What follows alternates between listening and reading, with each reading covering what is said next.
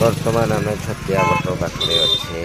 ଓହୋ, ଛତିଆ ବଟ ଆମର କଟକ ଜିଲ୍ଲାରେ ଅବସ୍ଥିତ। ଯାହା ହଉ ଏଠି ଆମର ପୁରାଣରେ ଯେଉଁ କଥା ବହୁତ ଅଛି ଯେ ଏଠି କଳ୍କି ଜନ୍ମ ନେବେ, ତ ତାର ଏଠି ସବୁ ଅଛି। ତ ଏଠି ଜଗନ୍ନାଥଙ୍କର ମନ୍ଦିର ବହୁତ ବଢ଼ିଆ ଲାଗିଲା। ଭିତରେ ଯେଉଁ ମନୋରମ ଦୃଶ୍ୟ, ଯେଉଁ ପୂଜା ପଦ୍ଧତି ଚାଲିଛି, ପୁରା ବହୁତ ବଢ଼ିଆ ଲାଗିଲା। କାରୁକାର୍ଯ୍ୟ ମଧ୍ୟ ଅତ୍ୟନ୍ତ ମନୋରମ ଥିଲା। ଆଉ କିଛି ଆମେ ଯେଉଁ ସ୍ନାପସଟ୍ ଉଠାଇଥିଲେ ତାର କିଛି